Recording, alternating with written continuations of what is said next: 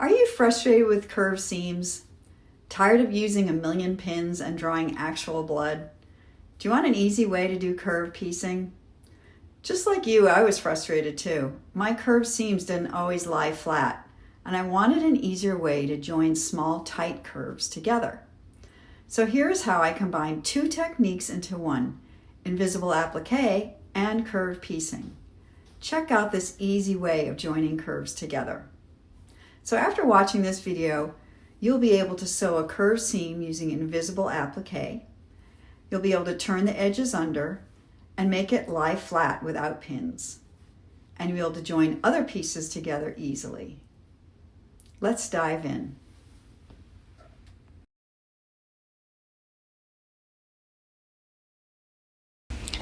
Okay, in this section you can see that I have I'm now starting to do the invisible zigzag stitch. Just trying to get that thread out of the way and it won't cooperate. And I am stitching on one side of the pink fabric, and then the needle will go over to the dark maroon fabric, and I'm just turning with my needle down as I need to just hug that curve as closely as I can until I get to the end.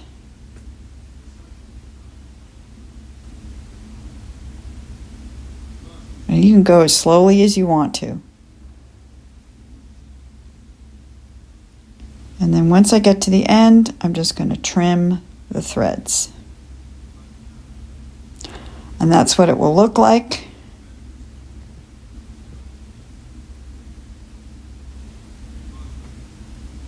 This is what the back will look like, and I'm just going to trim away that excess on the back, being careful not to trim through everything.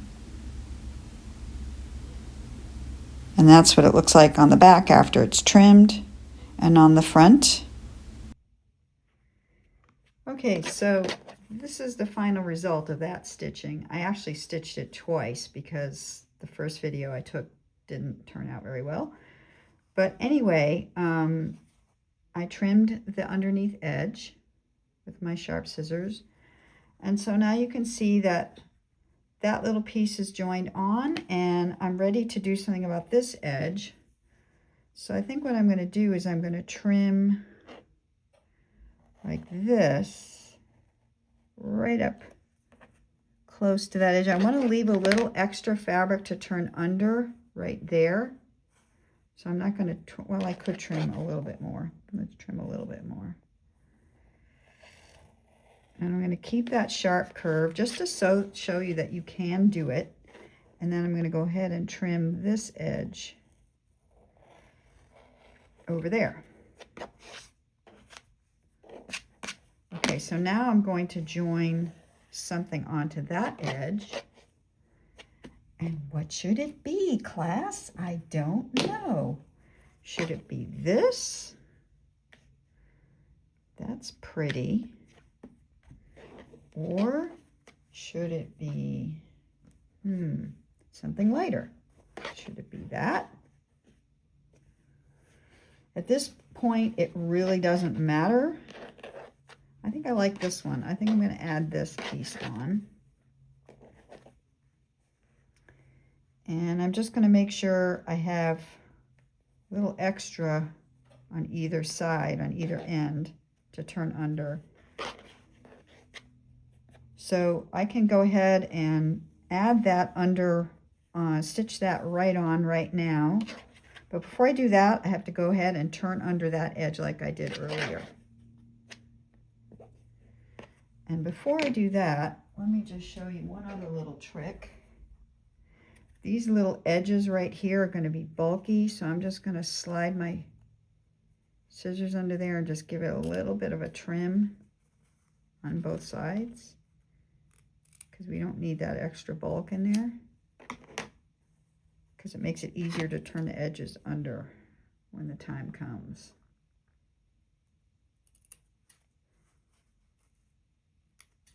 So I'm going to do that next. So now I'm going to flip it over. Get my little sharp scissors. Let me just zoom out a little bit. Okay. And I'm going to clip, clip, clip, just like I did earlier. Little 1/4 inch snips.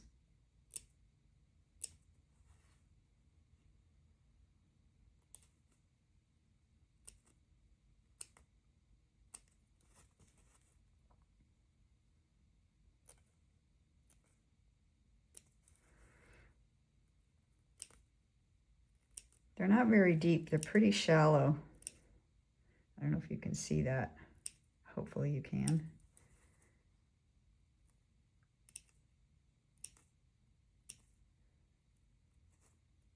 Sometimes you got 2 layers under there, it's a little hard to snip.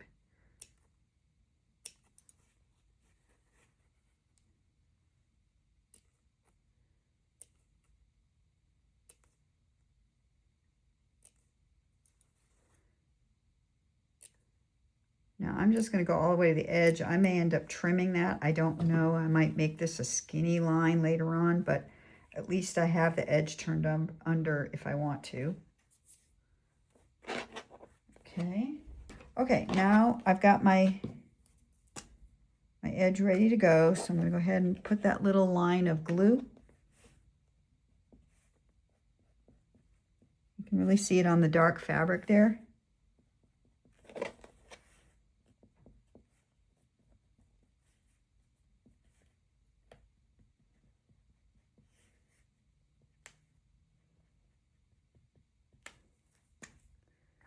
Cover it up so it doesn't get dry. And I usually go from right to left, but that's because I'm right-handed. And I'm going to start turning that under. Just using the edge of the blade to hold it down.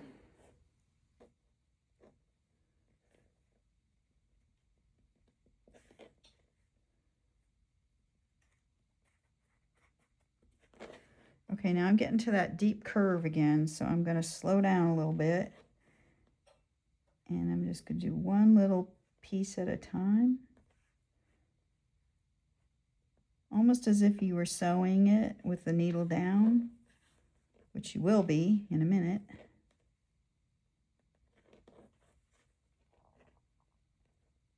This bit is a little bit fiddly, but it's worth the time and the effort to get it to lay flat.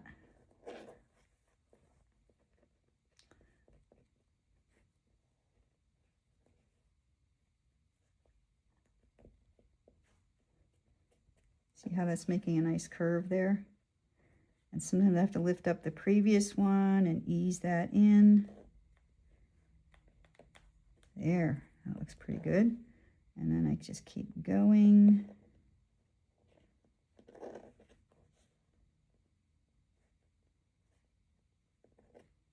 I'm just going to trim off that little bit right there. Need that.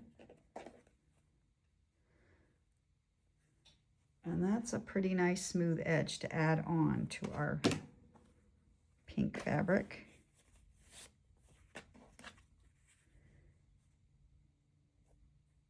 So now I can repeat the process.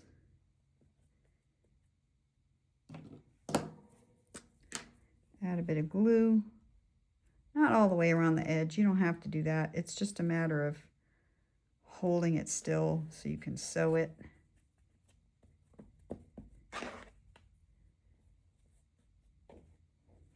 I might reposition that. I'm just going to move it up a little bit so I have a little bit more edge to work with right here and right here.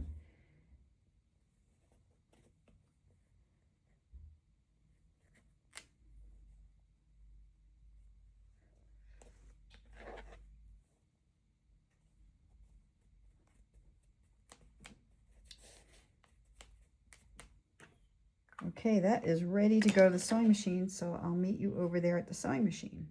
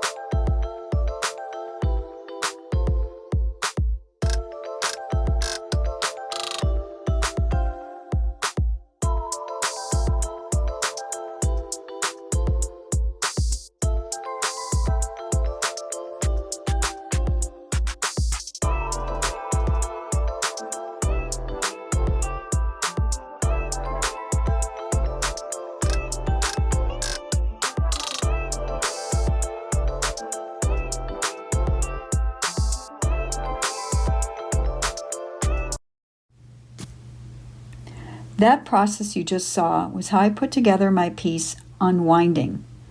I started with a small shape, made a sample unit, and expanded outwards, auditioning one fabric at a time, like you see me doing here with this green piece.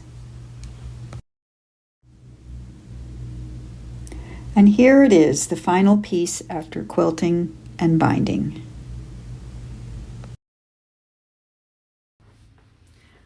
After watching this video, I hope you're starting to get excited about the possibilities for creating improv pieces of your own with invisible curve piecing. With a bit of practice, it gets easier and easier to join even deep small curves together. This method makes it possible to make designs that are just impossible with traditional curve piecing. In the next video, join me as I show you how to add more pieces onto your sample and use the cuts you make with your rotary cutter to enhance your improv design. Be sure to subscribe to my blog and get your free downloadable checklist, The 10 Best Tools for Invisible Machine Applique Improv Technique. You'll get my 10 best tools and tips with a link to shopping sources. Thanks for watching.